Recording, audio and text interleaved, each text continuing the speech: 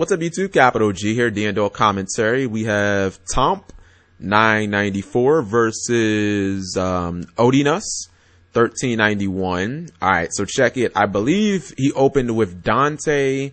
There was a Skarm on that Dante, and was there a Sir on the Dante? There must have been a Sir. Yeah, I believe there was a Sir on the Dante too. Oh, he's gonna activate Traveler of the Burning Abyss. That what? Summons back all the Burning Abyss monsters that died? Oh my god, it does. It's any number. For a second I was thinking it's just 2, but it gets any number. Wow. Why don't we play that card? Why don't we play? Have you seen what it just did? Obviously, he was hit with Forgeki, and you see Odinus playing Shared Ride, obviously wanting to get a card from the Skarm search. The problem is you can't chain during like the... Well, I guess you can still technically chain, but no, yeah, he would have had to leave it in his hand. And Tompa says, all right, well, if you're just going to play it, then I'm not going to search. And unfortunately for him, not only did he go neg off the Regeki, but then his opponent having that one Traveler, which I would assume you probably don't run more than one, he just ends up getting like all his cards back. It kind of seems almost like Abyss Squall, isn't it? Isn't it kind of similar to Abyss Squall? So you see him mill. He hits a Breakthrough Skill and a Libic. And again, if you guys can't tell by now, I am like the biggest advocate in the entire world of running Breakthrough Skill and Shadows and Burning Abyss. I feel like it takes the few cards that can cripple your deck, and it makes it so that you have a legitimate answer. I mean, don't get me wrong. I'm still saying you should play like Effect Veiler, but maybe like, you know, if you play 2 Veiler and, you know, like 2 Breakthrough Skill, I guess you could argue in Shadows you don't need the Breakthrough Skill because you have 3 Veilers, and those serve as light cards too, as for BLS and your Shadow Fusions. So now it looks like Tomp is really just going in. I really hope that this is duel 1, because it's looking like Odinus is going to get steamrolled. And with I don't actually know what he's playing. We've seen Regeki and Shared Ride, and I would think that if you're running Shared Ride, like the only deck that could actually main deck that for the most part is like Nekroz. So I'm going to assume that that's Mystical Space Typhoon, and that he's playing Nekroz. That's just my educated guess. Oh lord, why is this here? Alright, so you see a Mind Crush used, calls Tour Guide, and he ends up hitting Tour Guide. He'll still take some battle damage, but he's at 10,000 because his opponent has been playing Upstart, so. He eats that 6k. I'm thinking we're gonna see some Downert Magicians here. I don't even think I'd be that upset by that, what's it called? Like, I don't even think I'd be that upset by that Mind Crush Tour Guide play. Because, I mean, yeah, I did lose out on, whoa, what the hell is that? Wait, well, damn it, what was that? Absolute Blackjack or something? What the hell was that? I have no idea what that was, and I guess when it's excavated, it must trigger and let you look at the top 3. I feel like, wait a minute, was that a card that came out of Premium Gold? I feel like there was something like that in Premium Gold that had that effect. So, I believe okay, well, I guess it doesn't matter. Odinus scoops it up. He had a Skarm search. I guess he just didn't. I guess he may have forgotten about his Skarm search. But Tomp takes game 1 easily. Like, I'm not even sure he broke a sweat. So again, we still don't technically know what Odinus is playing, because the only cards we saw were Mind Crush, Shared Ride, and Regeki. And with all due respect, a multitude of decks can play that. So Tellarknights, Nekroz. I don't know about Shadows, but Cleafort definitely can do it. Any deck that has a substantial amount of traps. Like, I wouldn't want to just run Shared Ride and not have like any other traps to defend me, because it's like, what are you drawing into? You know what I mean? If you want the Nekroz player or whatever player, Tellarknights, to stop searching, but obviously you still want to get some like defensive cards as well, because chances are if they're searching, they're getting monsters to do damage. Alright, so Tomp is forced to go first. And you see a special summon of Rubik. Okay, Maxi is played. And actually, I was going to bring up Maxi. I was going to say, I actually like Rubik right there, because Rubik has the stats. He has essentially the chops to, like, sit on the board by himself. You see him give him the +1 on the Dante. Unfortunately, he doesn't want to see Sir and Graf in this situation, because he probably doesn't want to have to deal with, like, he doesn't want to burn those cards early knowing that he's not going to resolve them because he has to deal with Max C. But he does get Skarm. Not only did he detach it, but then he got another one as well. So that kind of sucks. In that case, he would have been better off milling Rubik, but there's no possible way you can know that. That's just the luck of the mills. And he gets a Skarm Search. That gets some Tour Guide from the Underworld. Now, Odinus is starting out with 7 cards, so if you give me pretty much any deck in the game, and you say, you've got 7 cards, and all you got to kill is a Dante, man, why does this keep coming up? Yeah, you tell me that all I need to essentially do is kill a Dante, I think I'm in good shape. Like, I would feel comfortable with pretty much any deck in the game. If I have 7 cards and all you have is kind of Dante on field threatening me, I'd feel pretty good with what's it called? With any deck. Except maybe like Volcanics, because so much of their deck is monster destruction, and Dante just doesn't care about that. Even then, I still would feel good with 7 cards though, because I'd probably get like Magic Planter and like multiple Reckless Greeds. I actually wouldn't run Reckless in my build, but I'd get probably like multiple Fiendish Chains, you know, like Magic Planter and all types of good stuff. I would just, and I know you can't Fire Lake me, so yeah, I'd feel really good. If I could go Summoner Monk into Scattershot or into Rocket, I'd feel even better. Alright, so we see the Senju being thrown out there, and it looks like it was Nekroz. So he's calling the effect. And unless Tom has Breakthrough Skill or like Mistake, I'm pretty sure that's gonna ride. Those are the only cards that I can think of. I mean, I guess he could have Solemn Warning, which it would depend on my other back row. Like, I think I would burn it Solemn Warning, just to guarantee that you don't get the search. So I'm fairly certain that Odinus is trying to get to Kaleidoscope with Unicorn. Like, whatever part of that play he doesn't have, he's gonna get himself to the part that searches it out. And that's exactly what he's doing. I mean, now we'll just have to worry about Mind Crush and Vanity's Emptiness, obviously. Let's see what's gonna happen here. Because if this play does ride, then clearly, like, Tomp is in danger of getting his field met with Abyss Dweller plus potentially Brio, or I guess just an attack.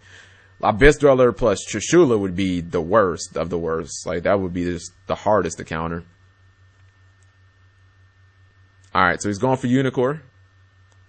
Getting some lag here. It's supposed to be locked into 30 frames per second. Alright, so he's going to use Herald. Clearly doesn't have any mistake. Otherwise, he has already had multiple times to activate it and stop him from searching.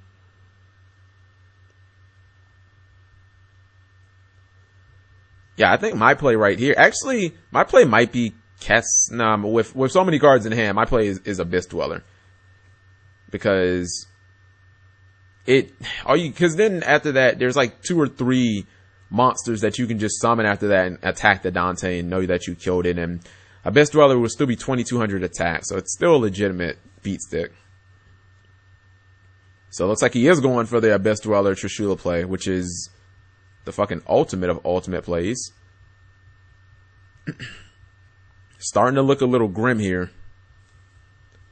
Thinking maybe you should have just left the Rubik on board, not giving them the extra draw. But then again, if you did do that, then Rubik could have just died to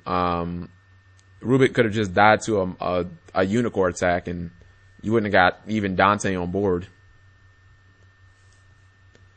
Alright, so what's gonna happen here? Odinus seems to be contemplating his plays. I mean, at this point, I'm not really sure what you're afraid of. Tomp has shown you nothing he's shown you nothing as far as resistance, like as far as back row, that he can stop any of your plays until he actually shows you something. You know, like, obviously a floodgate would be something. Until he actually shows you something to stop anything that you're doing, just keep going for it.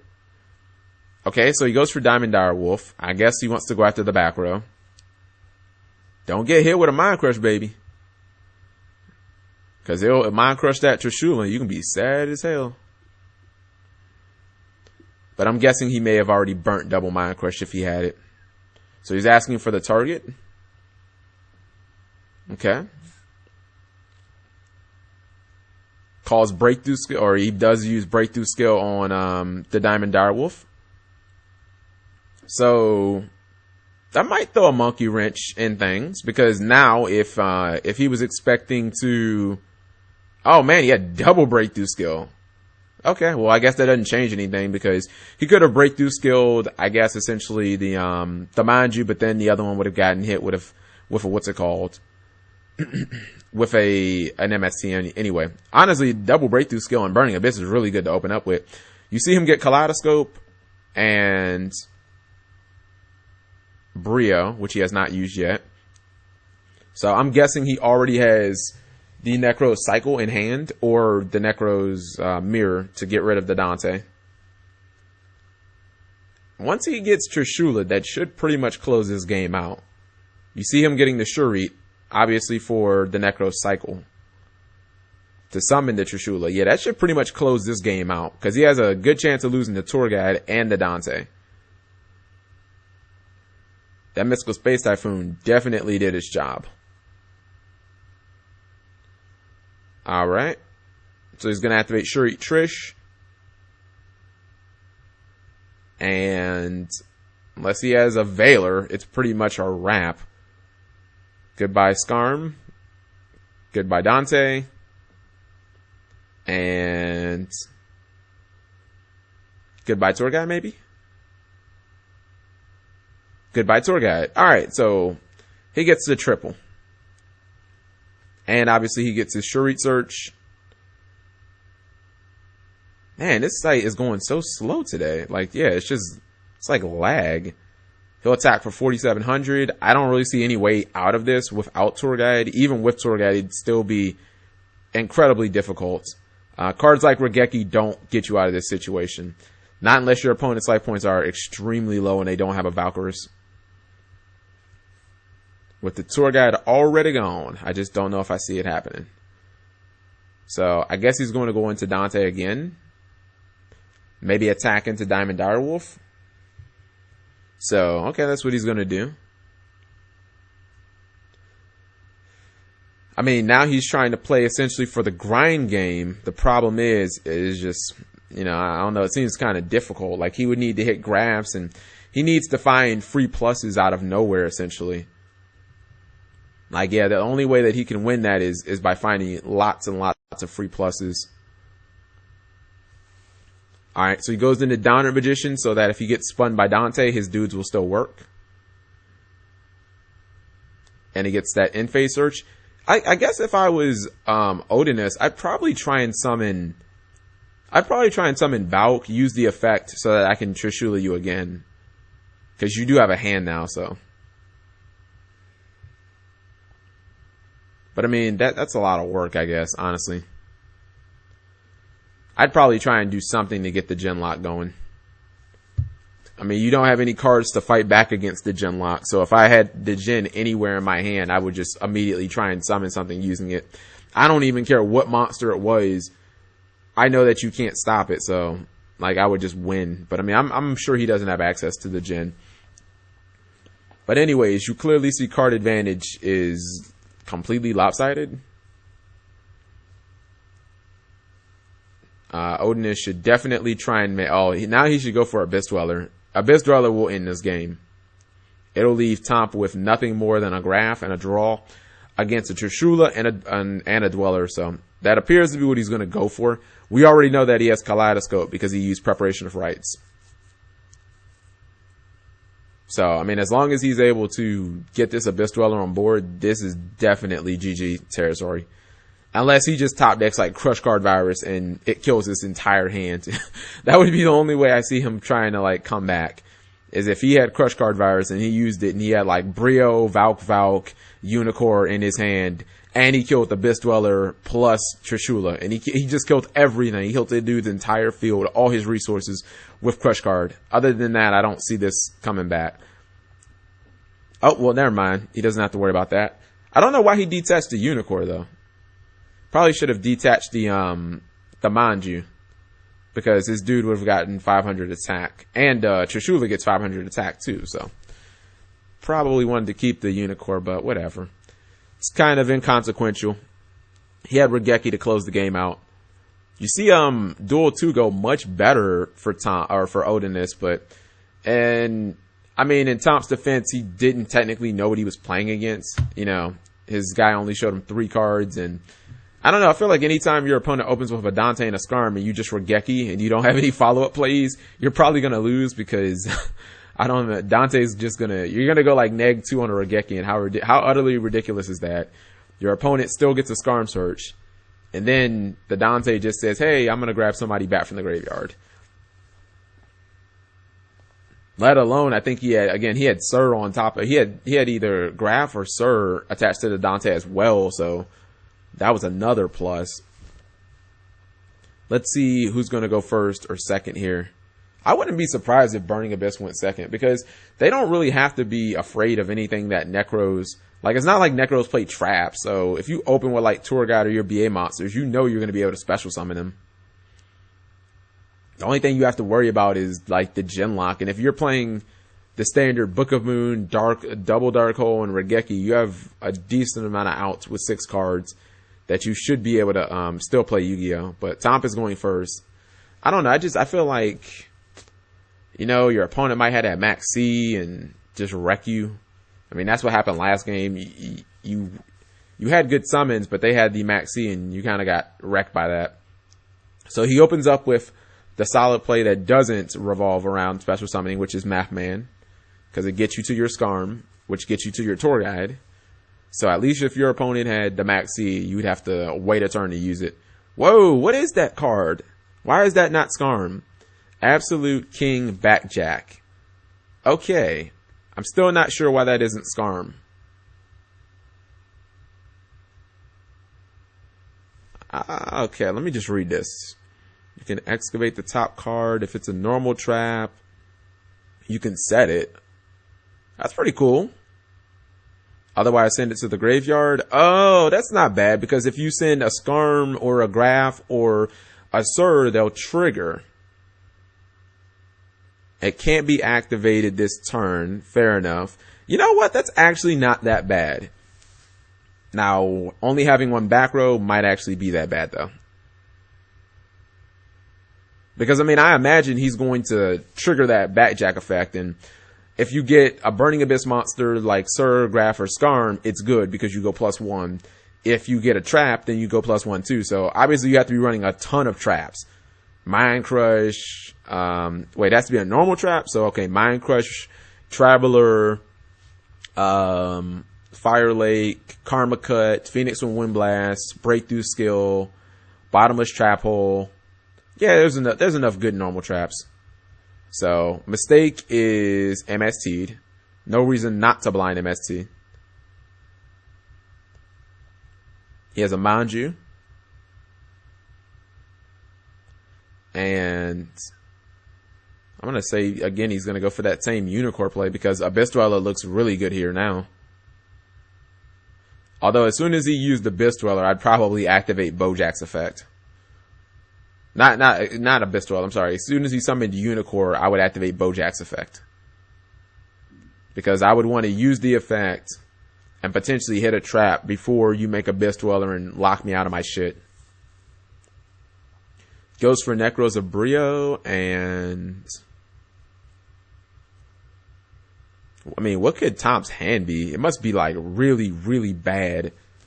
I mean, just like full of burning. I mean, it can't be full of Burning Abyss monsters. Otherwise, he would have probably tried to go for Dante. I don't know. I still don't think he should have went first though, because there isn't anything that Nekroz can really do going first other than the Genlock that you care about. Everything else is just drawing cards with Valk and, you know, adding spells to their hand. And like, how does any of that stop Dante? Like, it doesn't. I mean, at that point, they're just trying to draw hand traps, but still, for the most part, you're going to be able to do whatever the hell you want because their plays don't stop you. So it looks like he is going to activate Bojack now. Whoa, you don't have to reveal your opponent that it's a trap? Oh, he draws Mind Crush. Okay. Wait, you don't excavate it? For some, I thought you excavate it. You draw it? Let me just make sure I see this card. Excavate the top card of your deck. Okay, so I guess instead of excavating, he just drew it. I'm like, what? Now, it would be nice if you could activate that card. Oh my god. You imagine he excavates a Mind Crush and then just be able to use it? Like, that would be stupid. Oh my goodness. If you could just now I see why you can't activate the trap this turn that you set it, because, you just be able to activate the Mind Crush. Call Nekroz of Unicorn. No Unicorn hitting the field. So we'll have to see if he goes after the Mind Crush or not, because even if he does do his plays, like, Mind Crush is going to be a card that's in, like, even after this turn, it's always going to be useful against Nekroz. You can read the deck like a book. Like, for the most part, you know what they want to do. You know what they're going to do, what they search and all that good stuff. All you have to do is just use a little common sense. Did he seriously just pass? Okay. Wow. I thought that he literally could have took command of this duel, and instead he passed his turn. I'm shocked by that. And now Spell Canceler's on the field. That changes everything. This duel has been turned on his head. He searched Kaleido Mirror, but then he just didn't summon anything with it. I mean, the Mathematician clearly had no defense. I'm shocked by that. I really don't know what to say. Now you see Tomp obviously wanting to get a little more security for the duel, and way of making sure that MST isn't a threat and none of that garbage can be played.